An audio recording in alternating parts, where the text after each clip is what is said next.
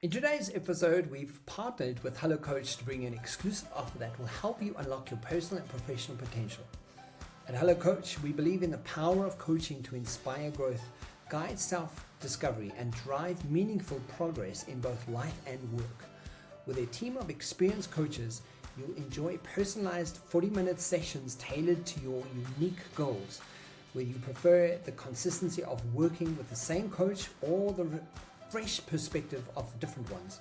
Your privacy is always protected, giving you the space to explore your ambitions with complete confidence. Click in the video in the description box below and use the promo code Lunchtime Series to claim your special offer today.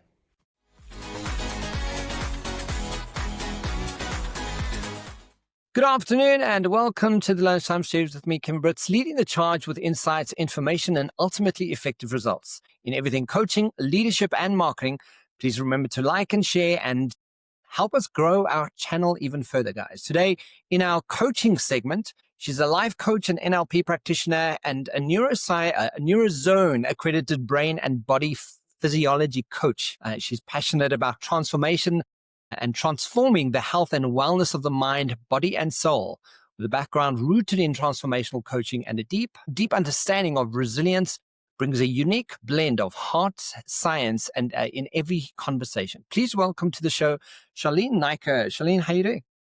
Very well, thank you, Kevin. And yourself? Good. Thank you for being here. And I'm glad that we've chatted a while ago. It's probably about 2 months ago.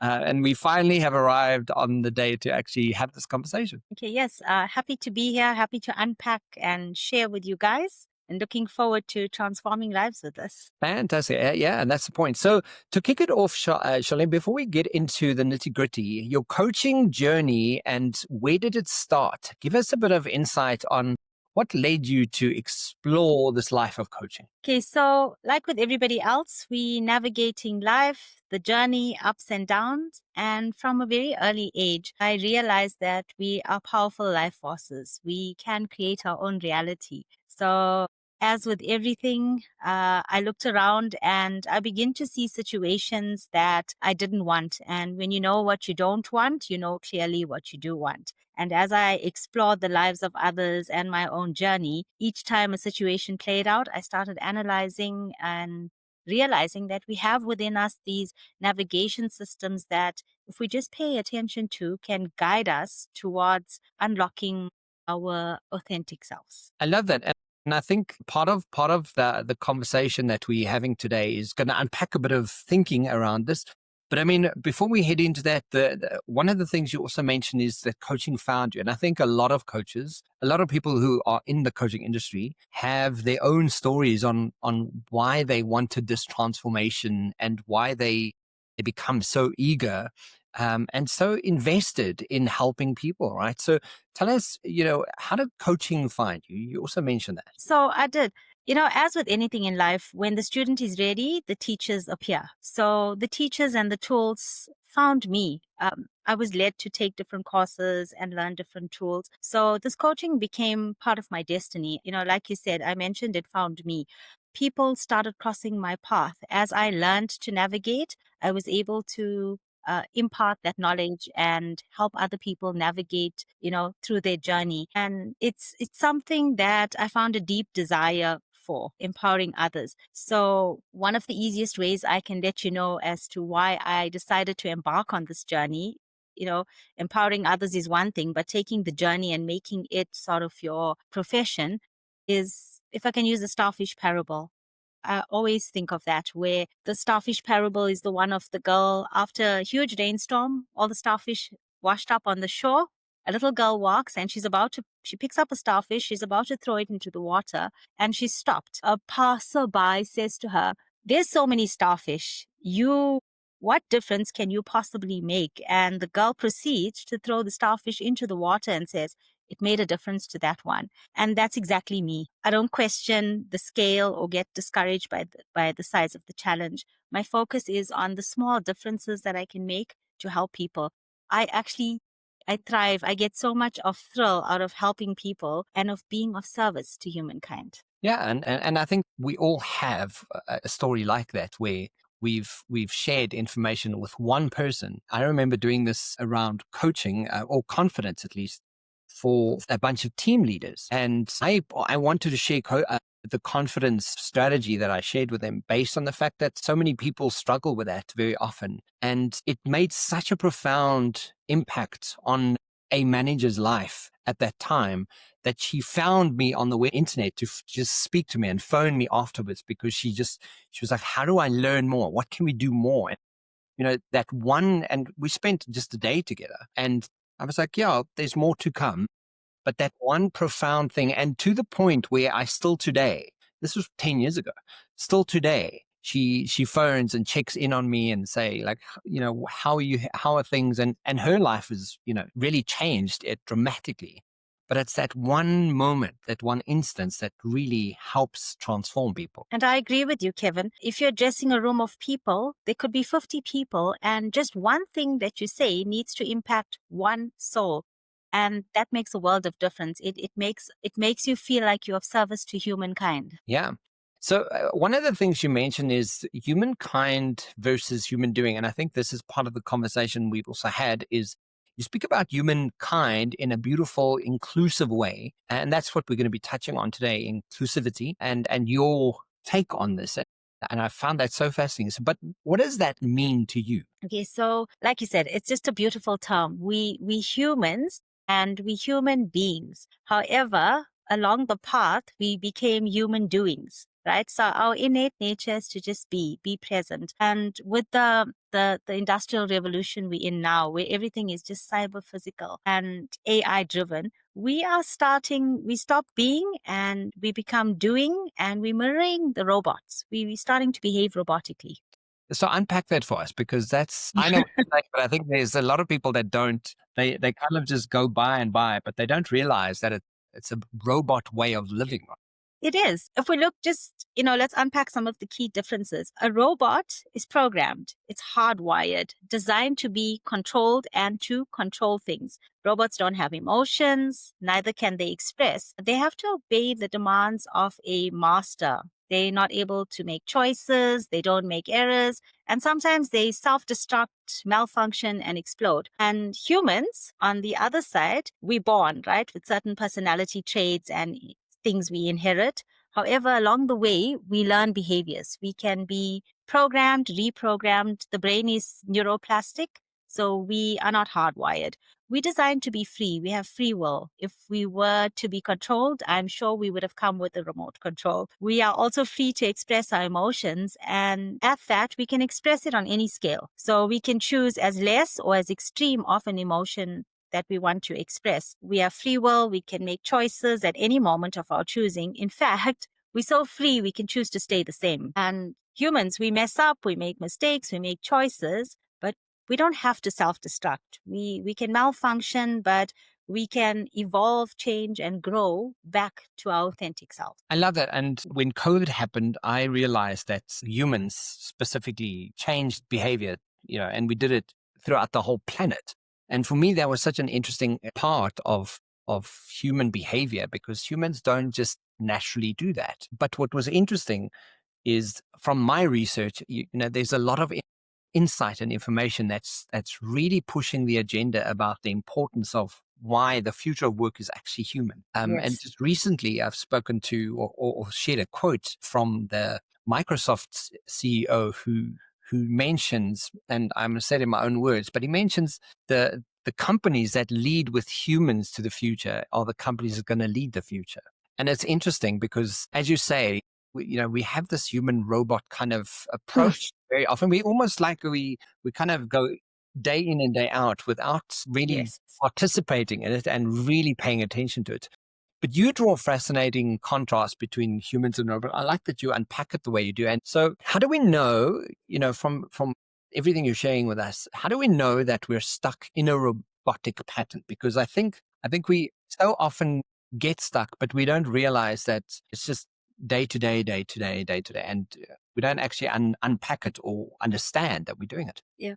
So there was a book called The Art of Loving. And they mention in there that the danger of the past was that we'd all just become slaves. And the danger of the future is we may become robots. So I think The time has arrived. And the distinction now for, robotic patterns is we're trying to functional in the world. We become stuck between humans and robots, right? And it leads to a state of dysfunction with all the cognitive distortions that we go through every day. Some of the distortions are blaming and labeling, etc. It sets in and we get into a program state. So we start to function on autopilot. You'll find we encounter situations where we almost cut out emotion.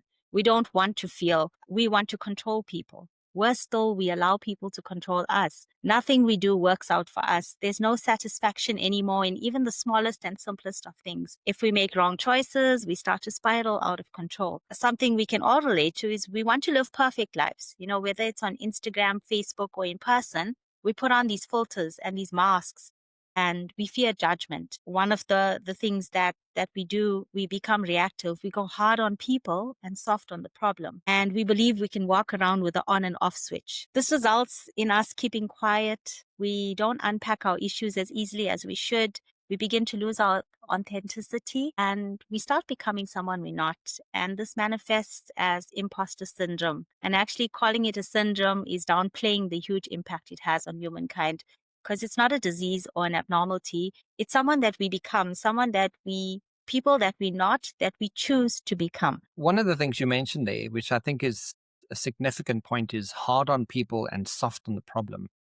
Yes. And, from being a master practitioner in NLP as well, what we know is humans display behavior. They are not their behavior. Yes. And we like to kind of just go, I see the set of behavior, so this is who you are. Yeah, but if you just, because that's easy, to judge and to make that statement is easy. But when we step back and kind of go, well, am I judging the person or am I judging the problem here? And it's usually we're judging the problem because people just display behavior, right? But that important point that you call out around imposter syndrome, and it's so big because it's almost like we don't live life properly.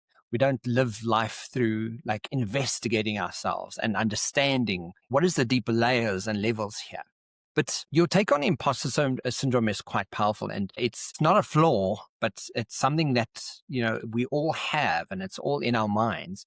What are the warning signs that someone is losing touch with their own authentic self? Because I think your imposter syndrome, and we all have that little voice that we need to curb and check. But what are those signs that we can actually start checking? So, when you become somebody you're not and you lose touch, it starts with comparing.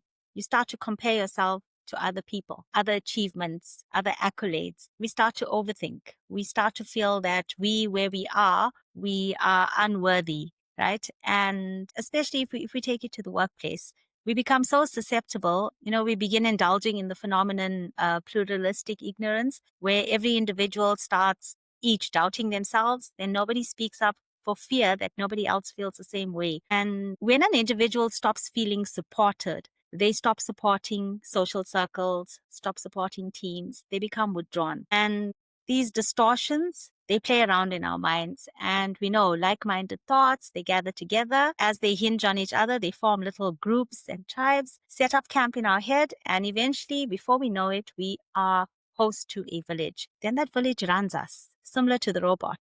We now pre-programmed, and we all know neurons that wire together fire together. And that's where it starts to affect the rest of our body. It's the brain-body connection where everything affects everything. I love that you say the phenomenon that it's pluralistic ignorance. And I think it's true that once people start doubt, because we all do invariably, and we Yes. all, because we're human, we tend to have this, and it's a safety mechanism that our brain's built into doing. But if I'm doing it and you're doing it and everyone else is doing it and no one says anything about it, it's like a beautiful collective that we all go through life just not wanting to go there. But you mentioned body-brain connectivity and your Neurozone accreditation, and you assess resilience through your neural behavior tools. Can you give us some idea on how this process works? So it's like you mentioned, it's a tool. And as with anything, we function best at a baseline relaxed physiological state, right? Not when we're under any stress. Our bodies have limited energy supply. And if we're not harnessing the energy for high performance, we are using it to curb the stress. So this assessment tool is just a series of questions that measures your resilience. It will analyze about 59 neuro behaviors and highlight areas where you can grow to unlock your highest potential, but also areas where there is opportunity for you to build on that. Resilience over time, it shifts up and down. And these shifts, if it's on a downward spiral, it can manifest as anxiety and burnout. So by tapping into your high resilience and working on that, you can lower the risk for the adverse conditions. It's important to know that resilience is something we can enhance by cultivating the behaviors that we test. They're all learnable behaviors, even the cognitive and emotional side of the states. It's all things that can be harnessed and cultivated to make sure that we perform at our highest. So I also said everything's connected to everything. So if we make a small change in the right direction, it leads to improvement of the body and mind as a whole. And, speaking of the whole, the whole is always greater than the sum of the individual parts. So by fostering that wellness connection, we enhance the resilience within ourselves. And again, if everything is connected to everything, we're also enhancing that connection with the collective strength in teams. Yeah, absolutely. You mentioned that behavior is learned and can be cultivated. What are some of the most powerful small shifts people can make to build resilience? So with resilience, it doesn't always require momental changes, right? Like you just said, it's powerful, small, intentional shifts that can lead to the best transformation. So just a few things. Everything works in rhythms, right? There's day, night, and our body's designed to be rhythmic. It's circadian rhythms. So we can work on little things like our sleep patterns, the eating habits, and the breathings. But be intentional about those things. We can explore our interconnectedness. And this is, for me, really important because if you think back to archaic times, the ancestors, they thrived. For survival, they had to be part of the tribes. So just like that, we too can only flourish when we support one another. We need that sense of belonging. It's built into us to want to be included, no matter how different we are. And we need to foster that interconnectedness with ourselves first, our relationship with ourselves, and then with other people. And optimizing our energy. We have a limited supply of energy. Where's that energy going? And energy expands. It's not just your physical energy, it's also your mental energy. Where's your mind at? Is it leaning more towards negative thoughts or positive thoughts? So we have to be mindful about those things.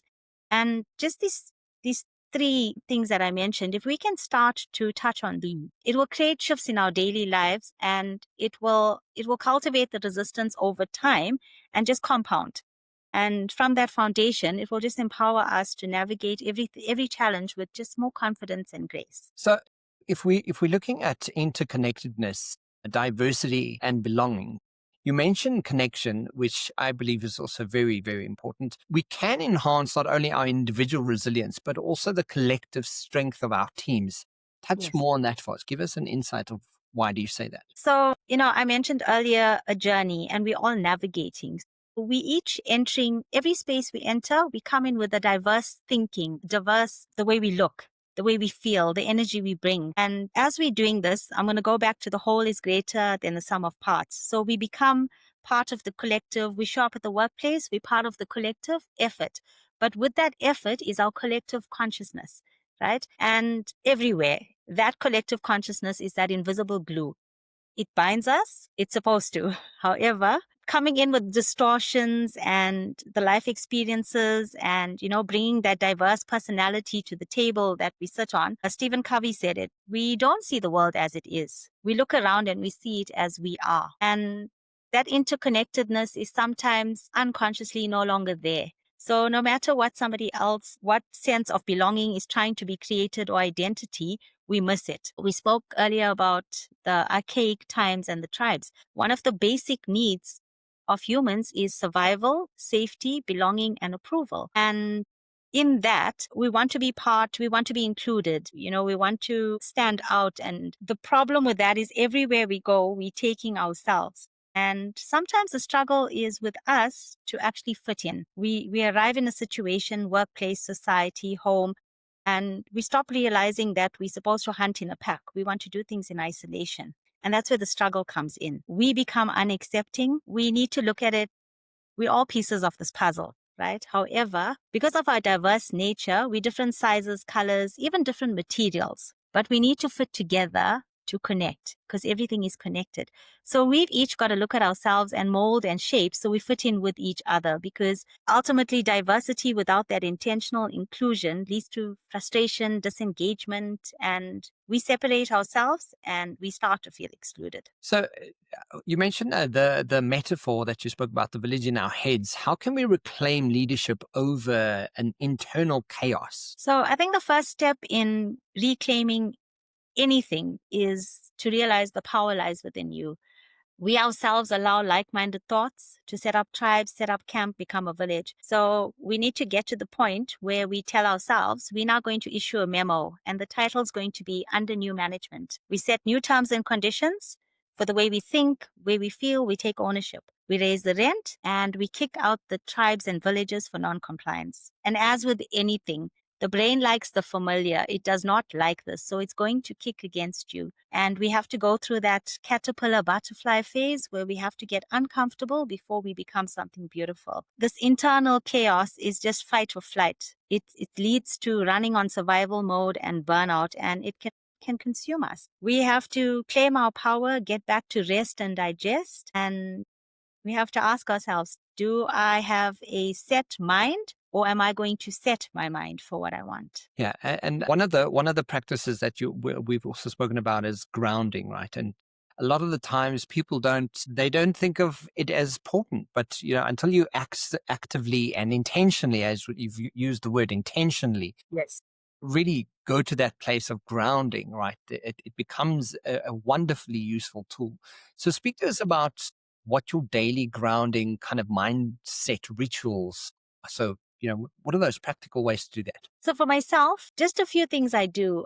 Firstly, I breathe. And when we say breathe, we need it to survive, but you also have to breathe intentionally. Be mindful of your breathing. Another practice that helps me is journaling, writing about your good and your bad experiences. Just put everything onto paper. It releases so much of that tension that you have in you. Laughter. Engage in proper laughter where your tummy starts to hurt. Listen to music. And the kind where there's a peaceful piano playing and you actually feel the music and you let it almost consume you so that your mind gets taken off all the other thoughts and you relax. Grounding for me as well is outside barefoot, just absorbing the energy from the earth and being grateful. That's for me really important, is to find the little things that you can be grateful for every day. With all these practices here, it's easy to do. However, when you're doing it, you have to remember, be still in that moment, be intentional about it, and be present. One of the things, especially around grounding, I think it's a beautiful way of, bouncing back into how you feel about you and how you get back to how you quiet the chaos that you mentioned. I think it's a really important part. But what does it actually mean? How do you think through that? And why is the distinction so important for healing specifically? So the concept of bouncing, I like to call it bouncing forward, right? It's a process of not just recovering from adversity, right? We go through these difficult experiences, but are we actually using it as a catalyst for growth and transformation? So let's imagine a ruler, and the ruler can be ourselves. Then the challenge or the stressor would be something here bending us backwards. And we can get to the point where that challenge breaks us if we're not resilient enough. If we are not that malleable and stiff, then we bounce back and we stay back to where we are.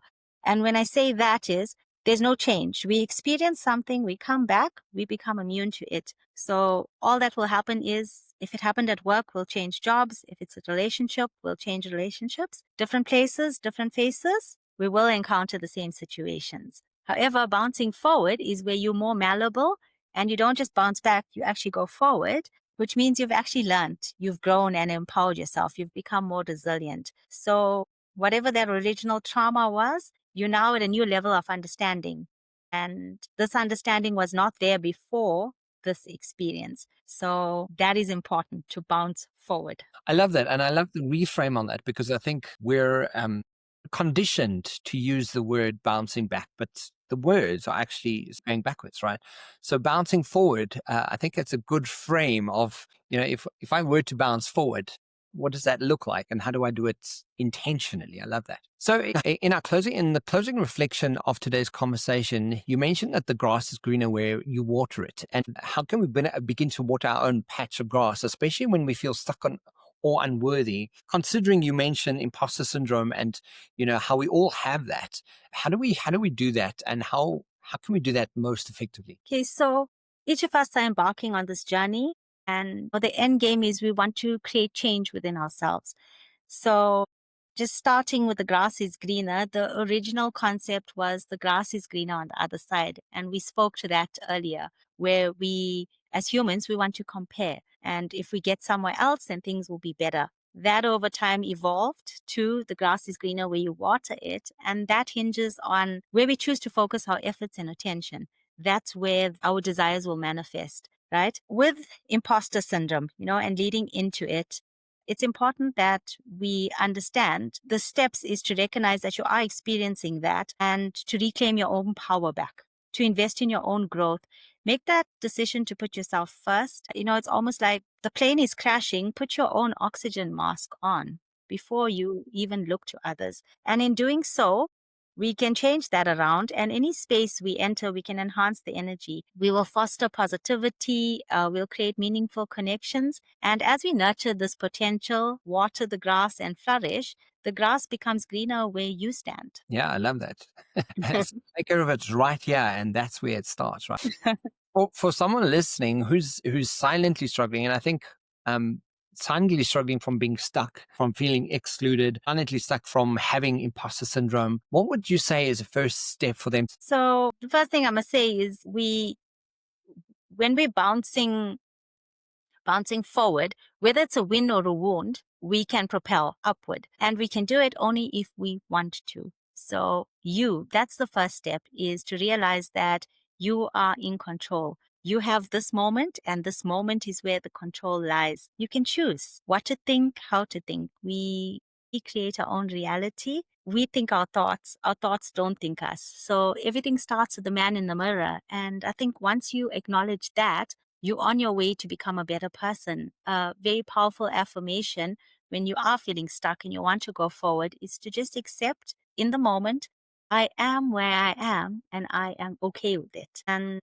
coaching just amplifies these efforts that I just mentioned. It'll just guide you towards change and help you propel upwards. Yeah, and I think that's such a good final thought, is accepting that I am where I am. And sometimes you need a coach to get to the okay part, because we're not always okay with what's happening in our worlds. But that's what's beautiful about having a coach, and finding someone that you can trust and consider and reflect with and reframe. I am where I am, and I'm okay with it. I'm okay with it. Charlene Naicker, thank you for just sharing us some insights on how you see the world, and your insights on imposter syndrome, and some practical steps that we can take to improve that. If we were to get hold of you, where would we go? What's the easiest way to do that? So for now, you can reach out to me on email. Kevin, I'll pop you my details, and you can just pop the email address there. And if you want to, you can say, I am where I am and I'm not okay with it. And then I'll know you need some help. There we go. I love it. Guys, she's a life coach, NLP practitioner, and a Neurozone accredited brain and body physiology coach. So if you want to go and check it out, we will have the description and all the details in the description box below. For myself and Charlene, thank you for being here, and chat to you soon. Thank you.